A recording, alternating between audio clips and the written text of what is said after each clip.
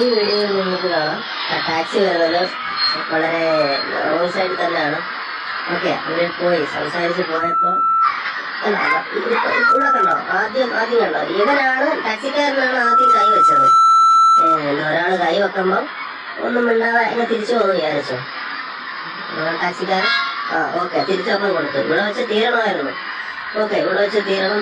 Okay, പിന്നെ അങ്ങേര് വണ്ടി നടുക്ക് ഇട്ടിട്ട് ഇറങ്ങി വന്ന് വലിയ ഷോ കാണിക്കുമ്പോൾ അങ്ങനെ കുറ്റം പറയാൻ പറ്റത്തില്ല. നമ്മൾ ഷോ കാണിക്കാൻ ഇറങ്ങിയേക്കുന്നു. പരമ്പരാഗത ടാക്സി ഡ്രൈവർമാർ ഷോ കാണിക്കാൻ വന്നേക്കുന്നു. പിന്നെ വന്ന ബൈക്കുകാരനൊന്നും കണ്ടിട്ടില്ല. അവന്മാരൊക്കെ പകുതി തൊട്ടേ കണ്ടു തുടങ്ങുന്നത്. കണ്ണും കിട്ടിയപ്പം ഞങ്ങൾക്ക് ഓക്കെ ആയി. ചേച്ചി എന്താ പറയാ,